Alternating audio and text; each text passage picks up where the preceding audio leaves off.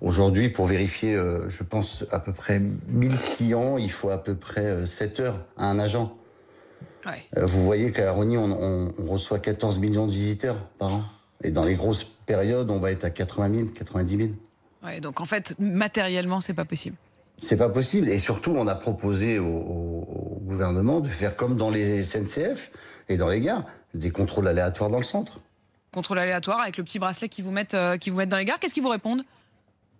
Ah, ils disent que c'est pas, qu'ils ont d'autres choses à faire. Enfin, le retour qu'on a eu du gouvernement, c'est qu'ils ont d'autres occupations. Alors que vous avez des gares où, je vous assure, il y a autant de boutiques que dans un centre. Ouais. Non, mais je peux en témoigner. Moi, j'ai été à la gare la semaine dernière et en effet, alors une fois de temps en temps, vous avez quelqu'un qui vient, mais vraiment de manière d'ailleurs très aimable. Hein, il regarde votre passe et il vous met un petit bracelet. Mais enfin, que vous ayez le bracelet ou pas, vous n'êtes pas vraiment contrôlé à l'entrée Et du puis train. par exemple, moi, pour fréquenter Rosny 2, il y a quand même beaucoup de place, énormément de hauteur sous plafond. Enfin, on n'est pas les uns sur les autres à Rosny 2. Non, Alors non, que j'ai pris l'avion il y a 5 jours, aucun contrôle sanitaire de porte à porte, voilà.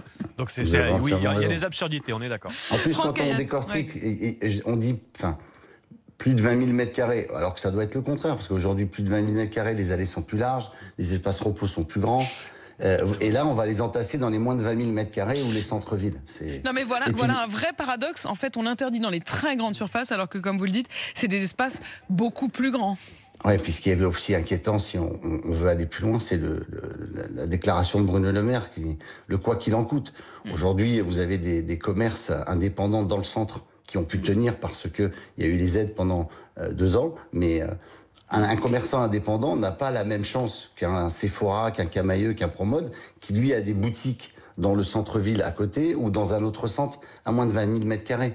Lui, il n'a que cette boutique. Donc si aujourd'hui il a 30 ou 40% de chiffre d'affaires en moins, avec 30 ou 40% de charges en plus parce qu'il a fallu mettre des agents, il a fallu augmenter les contrôles, et il va pas tenir. Eh ben, il est à risque. Franck Hayat, merci.